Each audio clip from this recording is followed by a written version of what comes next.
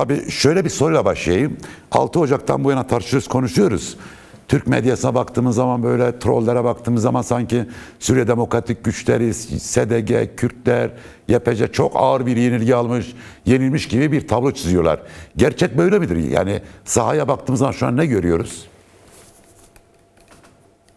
Ya Türkiye medyasının yani hem sağdan hem soldan hem liberal kesimden hem cemaat kesiminden çok benzer şeyler söyleniyor. Hem iktidar medyasından hem ana muhalefet medyasından çok benzer aynı kalıplardan çıkmış cümleler kuruluyor. Özellikle SDG'nin Rojava'daki yürütmüş olduğu siyasetine dönük olarak bu yürütülüyor ve bir bütün olarak toptancı bir yerden yenilgi tanımlaması yapılıyor. Ama hiçbiri, bu çok önemli, hiçbiri ne yapması gerektiğini söylememiş. Yani söylemiyor bu arada. Yani ne yapmalıydı SDG'de, böyle bir onların deyimiyle yenilgi yaşamamalıydı. Buna dair hiçbir bilgi yok. Ya buna dair herhangi bir şey söylemiyorlar. Bu çok çok ilginç. Çünkü bir şey öneriyorsanız, bir tanımlama yapıyorsanız olmaması gerekeni de söylemeniz gerekir ya da formülü de söylemeniz gerekir. Ama böyle bir formül önerisi hiçbir zaman olmadı, yapılmadı. Ve orada 15 yıldır bir biçimde ayakta duran Rojava, hatta Orta Doğu'da ben orayı bir vaha olarak değerlendiriyorum. Orta Doğu'nun toplumun yapının içerisinde tek demokratik alan, nefes alınabilen tek yerde Rojava. Ve 15 yıl boyunca Kürtler, işte SDG ve ya da bölgedeki idari yapısıyla, kurmuş olduğu demokratik idari yapısıyla orada 15 yıl boyunca bunu sürdürdüler ve bir noktaya getirdiler. Şimdi buradan bakıldığında şunun altını çizmekte fayda var diye düşünüyorum. Çünkü bu analiz yapılmadan durumun anlaşılması mümkün değil. Dünyada siyasi levhalar değişiyor. Yani birbirini zorluyor. Avrasya levhası Kuzey Amerika levhasını zorluyor. Siyasi anlamda söylüyorum bunu. Levhalar birbirlerini zorluyorlar ve bu Orta Doğu levhasında da bir değişikliğe yol açıyor. Siyasi levhasında bir değişikliğe yol açıyor. Bu değişikliği anlamadan, analiz etmeden durum okuması yapmak bence çok kolay değil. Bence Rojava ya da SDG işte bu siyasi levhadaki değişimi bir biçimiyle şeyini yaşıyor, oradan gelen etkiyi yaşıyor ve buradan en iyi formülle kendi varlığını ve kurmuş olduğu yapıyı başka bir yere taşımaya çalışıyor. Aslında burada yeni bir mücadele alanı görüyoruz. Şimdi şöyle olsaydı dedikleri haklı olabilirdi. Yani Suriye'nin en yüksek dağı zaten 2000, sanırım öyle olması lazım. Size daha iyi bilir. 2000 metre. Ve o da işte Anti-Lübnan Dağları denen başka bir tarafta. Yani Rojava'nın olduğu tarafta bir dağ yok. Orada açık bir yerden bahsediyoruz. Sanırım Hermen Dağı sanırsam Suriye Genelkurmay Başkanı Netanyahu gitti orada görüntü verdi. İşte Anti-Lübnan Dağları dedikleri bir yerden bak. Şimdi şunu söylemek istedim. Bunu niye anlattım? Arka tarafında Türkiye, ön tarafında HTŞ'nin olduğu, bir tarafında Irak olduğu, hani Kürt yönetimi, bölgesel yönetimini dışında tutarak söylüyorum.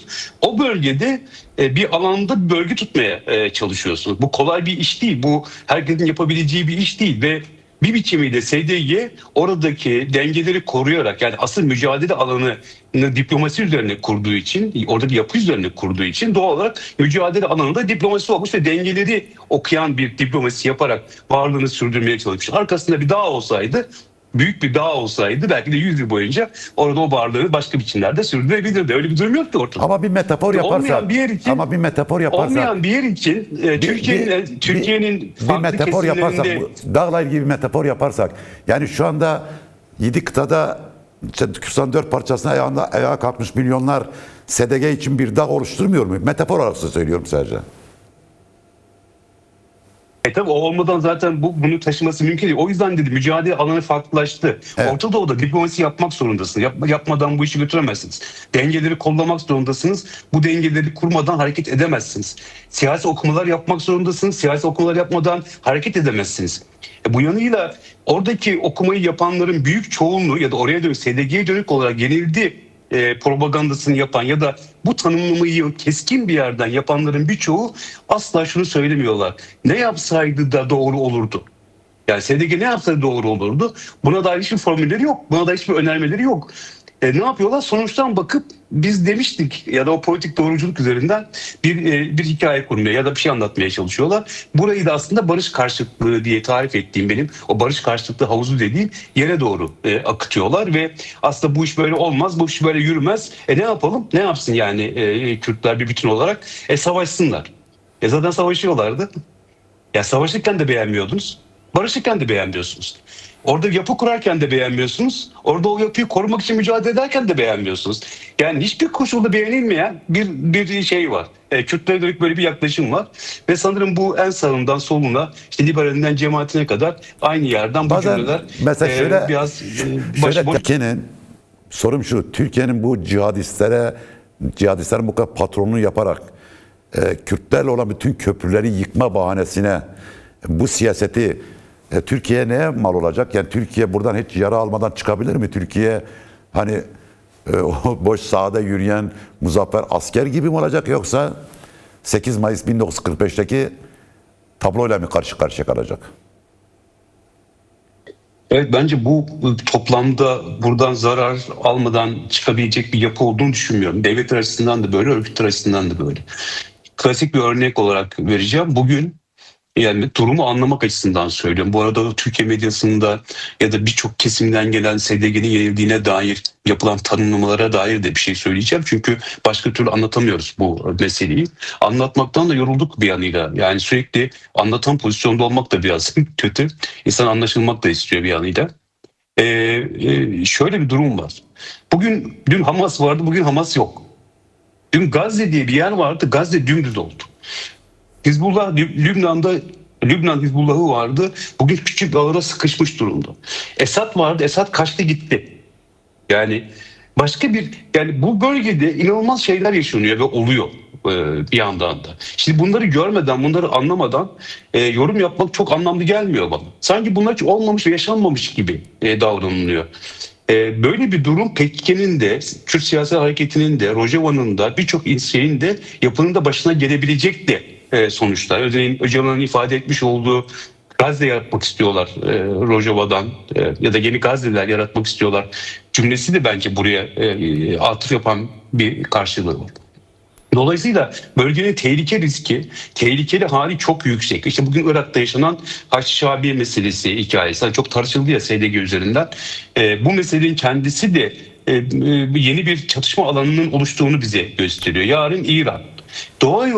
Dolayısıyla bu Türkiye'ye doğru gelen, akan bir durum söz konusu ve Türkiye şu anda kendisine çok pozisyon belirleyen gibi gözüküyor ama bir süre sonra o pozisyon içerisinde çok zorlanan bir noktaya gelebilir.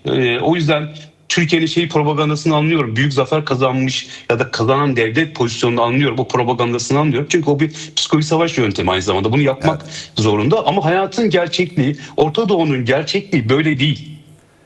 Türkiye bundan da çok büyük bir yara alacak. Çünkü kendi Kürdüyle, vatandaşıyla kavga eden, bölgede Kürtlerin varlığını yok sayan, onu bastırmaya çalışan bir devlet yöneticisi biri. Ve şunu anlıyoruz ki biz bir yandan da sadece Rojava ile ilgili değil, Türk bölgesel yönetimini de B planı olarak devre dışına çıkartmaya çalışan ve fırsat bulduğunda orayı da yok edecek bir anlayışı da sahip aslında Türkiye. Peki bunun önüne geçecek olan şey ne? İşte Rojava'daki direnişin kendisi ya da Kürtlerin kendi arasında kurmuş olduğu birliktelik ve bölgede özellikle Rojava özgürlüğünde söylüyorum. Orada kurmuş oldukları hat dünya Türk diasporası açısından sokaklara çıkan yüz binler, milyonlarca insan, o tepkisini ortaya koyan insanlar, sıradan bireylerin bile bu meseleye dair ortaya koymuş olduğu destek, vermiş olduğu destek, kadınların saçlarını örme meselesinin bütün dünyada bir şeye dönüşmüş olması, bir harekete, aktivizme dönüşmüş olması falan. Bunların hepsi aslında Kürtlerin demokratik toplum ve barış paradigmasının dünyadaki yansımasıdır bir yanıyla.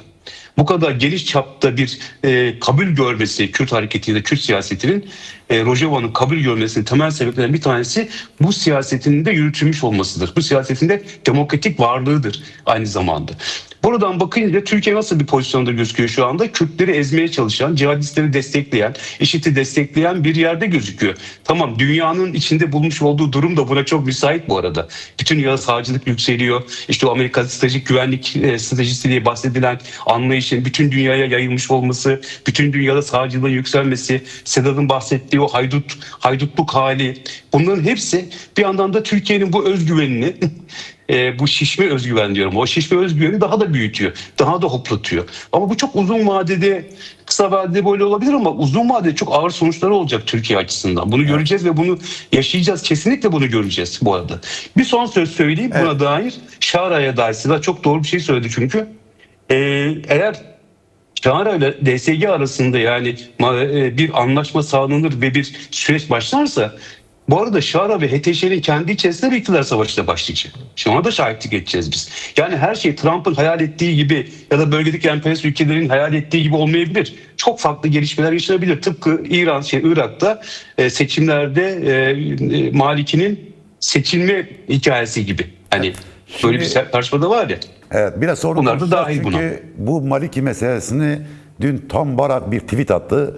İşte Sayın Mesut Barzani ile bir görüşme yaptığını söyledi. Onu özel olarak konuşmak istiyorum ama ondan önce Serhat'a bir soru sorayım. Bu senin dediğin devam olarak. Şimdi tabii Türkiye ve Kürtler arasında ilişkiler son 100 yılda, hatta son 200 yılda yani çok çatışmalı ve gerilimli bir süreçtir. Ama Kürtlere vurulan her darbede Kürtler tekrar büyüyerek geri dönüyorlar. Yani Türk stratejik aklı bunu göremiyorum. Yani işte 25'te ezmişsin, 30'da ezmişsin, 37-38'de gazlarla Dersim'de katliam yapmışsın. Bir ara dönem olmuş, 12 Mart'ta ezmişsin, 12 Eylül darbesiyle ezmişsin.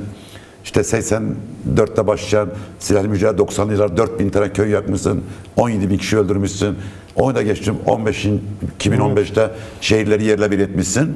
İşte her türlü silahı kullanmışsın ama Kürtler sinerji, strateji yani kitlesel olarak, akıl olarak böyle büyüyerek gelmişler. Yani hani böyle olsun yani istememişlerdir ama burada Türk stratejik aklı yenilmiş diyebilir miyiz yani?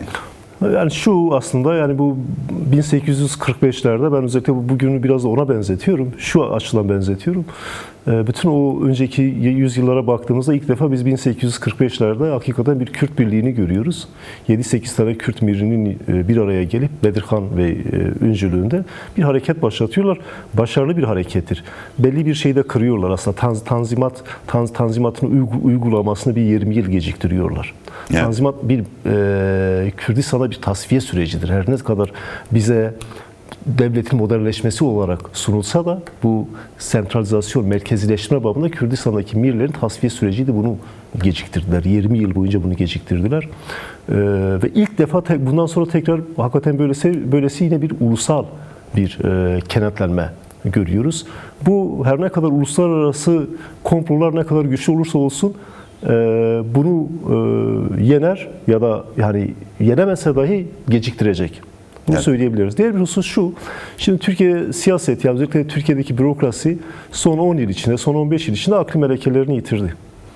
Yani en vahşi katliamların yaşandığı 1930'larda dahi birkaç tane generalin önerileri var. Bunların belgeleri çıktı. Yani soykırım yapmak istiyorlar. Total bir soykırım yapmak istiyorlar. Biraz tarihin gidişatından haberdar olan, biraz da işte az çok böyle hala devleti yönetmenin, uluslararası siyasetin ne olduğunu, tarihin nasıl geliştiğini bilen bazı bürokratlar biz bunu yapamayız. O tedbir ve tenkil yaparız. Tedbir ve tenkil kısmi kırımlardır. Topyekun bir kırım yapamayız. Yani topyekun kırım demek Kürdistan'ı Kürtsüzleştirmek. Evet. Ama şu bir şey, Kürdistan'ın kendisi de hakikattir. Kürdün kendisi de hakikattir. Hakikat her zaman kendisini dayatır. Evet. Şimdi Akın oradan bu senin az önce dediğin noktaya gelmek istiyorum. Çünkü Tom Barak bir paylaşımda bulundu. Dedi ki işte Sayın Mesut Barzani'yle dedi bir olumlu bir görüşme yaptık dedi. Suriye'de ateşkesi meselesini konuştuk. Bunlar güzel. Ama ikinci paragrafta şöyle bir cümle kullanıyor. Diyor ki yani Sayın Barzani hitaben yazılmış bir paylaşım olduğu için söylüyorum. Diyor ki Irak'ta İran'ın yanlısı bir hükümete Amerika Birleşik Devletleri asla müsaade etmeyecek. Ben onu okuyunca şunu anladım. Yani aslında Tom Barak Hevleri, Federal Kürdistan'ı tehdit ediyor. Çünkü Federal Kürdistan liderleri Maliki'nin seçilmesi konusunda memnuniyetten dile getirdiler. Yani buna Bafıl Taliban da dahil olmak üzere. Buradan gerçekten merak edilen şeyler ne yani? Amerika Birleşik Devletleri ileriki bir gelecekte yani Irak meselesinde Federal Kürdistan'da Kurtların önünü atacak bir siyasetini yolunu mu açmak istiyor? Zaten Suriye'de kurmuş olduğu HTŞ üzerinden ya da HTŞ'yi kabul ettirdiği ya da HTŞ'nin seve seve kabul ettiği pozisyon bu orada bir Arap hattı kurulması, Sünni Arap hattı kurulması meselesiyle çok ilgiliydi ya. Buna paralel olarak da tabii şöyle bir durum var. Eğer burada böyle bir hat kurulacaksa, Arap Sünni bir hat kurulacaksa İran'a karşı,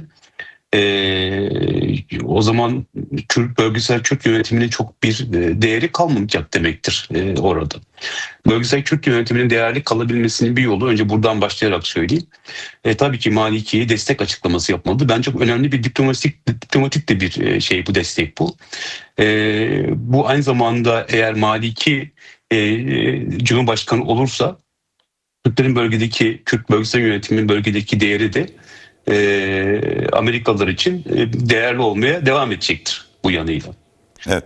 Bunu bir kenara not etmek lazım. Burada diplomatik bir şey yapıyor Kürt bölgesel yönetimi ve doğru bir taktik izliyor bence. Böylece aslında Amerika'ya istediği her şeyi burada yapamayacağını, yani kendisinin onayını almadan herhangi bir şey yapamayacağını da Irak siyaseti üzerinden iletmiş oldu. Rojava gerçekliğini de bununla paralel düşünmekte de fayda var diye düşünüyorum. Yani bölgesel yönetimin Rojava'ya olan desteğinin de bununla çok ilgisi var. Çünkü Rojava düştükten sonra Türk bölgesel yönetimine sıra geliyor ve dediğim gibi, demin söylediğim gibi, Türkiye'nin hep aklındaki Türk bölgesel yönetimi oyundan düşürme stratejisi de hızla devreye girecekti muhtemelen, ya da girecek, öyle düşünelim. Bunu bence okuyor Türk siyaseti de. Türk bölgesel yönetimi yöneticileri de bunu okuyor. Yani siyasetçileri de bunu okuyor ve Irak siyaseti üzerinden bir pozisyon alıyorlar. Bu pozisyonu tombarak gördüğü için zaten bence öfkeli şekilde hızla dönüp Mesut Barzani'ye ayar verme şeklinde anlayabileceğimiz bir mesaj yayınladı. Diplomatik anlamda söylüyorum, ayar verme. Ama bunun çok karşılığı olabileceğini zannetmiyorum. Çünkü Kürtler kendi gelecekleriyle ilgili başlarına ne geleceğini görüyorlar, tehlikeyi görüyorlar, tehdidi görüyorlar. Bu yüzden de oradaki pozisyonlarını koruyacaklardır. Koruyacaklardır diye düşünüyorum bu yanıyla. Şimdi eğer Şam ve SDG arasındaki anlaşma, DSG arasında bir anlaşma sağlanırsa, Kürt bölgesel yönetimi de orada kendi pozisyonunu belki buna göre yeniden ayarlayacaktır. Çünkü bu bir kazanım olarak yansıyacaktır Kürtler açısından söyleyeyim. Ama oradaki Maliki desteğini, bu arada Maliki desteğinin şöyle bir önemi de var. Biraz hızlandırmış anlatıyorum ama Maliki hem İran'ı hem de Amerika'yı iyi yönetebilen bir liderdi bu arada. Kürtlerle sorun yaşamış olmasına rağmen bölgede farklı siyasi tartışmalara yol açacak hamleler olmuş olsa da hem Amerika'yı hem de İran'ı iyi yöneten bir başbakanlık, başbakanlık geçirdi. Şimdi tekrar bunu yapabilir ama şu anda İran'la ilişkin Amerika'nın politikası bunu istemeyen bir yerde duruyor. Artık yani Maliki orada istemiyor. Tam tersine Arap Sünni şeyini karşılayan Sudani'yi orada görmeye devam etmek istiyor. Ya da o çizgiyi orada görmeye devam etmek istiyor. Ama Sudani'yle devam edilirse eğer Kürt yönetiminin, bölgesel yönetiminin değeri çok orada anlaşılmayacak. Varlığı orada çok değerli olmayacak. Ama bir Şii başbakanı, Cumhurbaşkanı olması bölgede Kürt güçlerinin değerini çok daha fazla arttıracaktır. Amerika'nın da ihtiyacının devam etmesini gösterecektir. Bence önemli bir adım atmış oluyor. Bu tehdidine çok karşı olduğunu zannetmiyorum. Hemen belirtmekte fayda var. Kürtlerin zayıfladığı, yani Kürt demokratik siyasetinin zayıfladığı yerde ya da Kürt siyasetinin zayıfladığı yerlerde rejimler güçleniyor. Yani Suriye'de mesela gerilediğinde, Rojava geriletirse rejim çok güçlenmiş olur. Aynı şey İran için de geçerli. Kürt bölgesel yönetimi geriletildiğinde orada rejim çok daha güçlü hale geliyor. Türkiye'de de aynı şey geçerli. Bakın Türkiye'de en büyük yanılgılardan bir tanesi de budur. Özellikle seküler milliyetçiliği, seküler ırkçılığın bu kadar yükseltildiği ve Kürtlere karşı cihatçıların desteklendiği, medyasında da bunun çok fazla poplandığı yere bakın.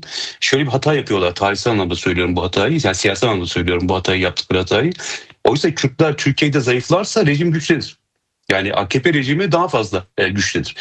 Türkiye'de Kürt demokratik siyaseti güçlenirse rejim zayıflar. Evet. Yani pozitif, iyi, olumlu anlamda söylüyorum. Yani demokrasi anlamında söylüyorum. Çünkü bu kadar güçlü rejimler baskı üretirler, şiddet üretirler, zorbalık üretirler, haydutluk üretirler. Tıpkı Trump hikayesinde olduğu gibi.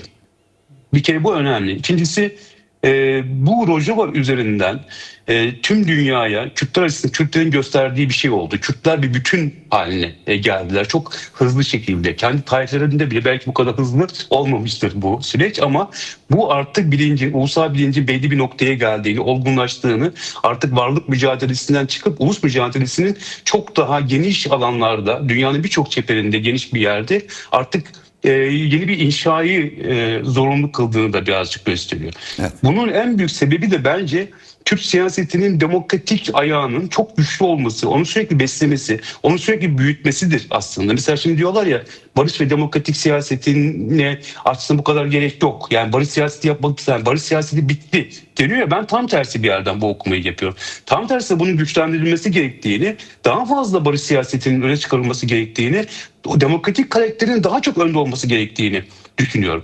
Diğer türlü seni daha dar bir alana sıkıştıracak ve o alanda boğulması çok daha kolay. Ama burada boğamıyor. Neden? Çünkü çok hızlı şekilde dünyanın çok geniş kesiminde farklı halklarla hızla temas edebilen, iletişim kurabilen bir paradigması olduğu için onu her zaman daha güçlü kılıyor ve merkeze oturtturuyor. Evet, Kürtler bence senin cevabın olarak söyleyeyim, merkeze oturuyorlar bunu yaparak ve şu anda da merkeze oturmuş durumdalar. Yani aktör olmaya devam ediyorlar.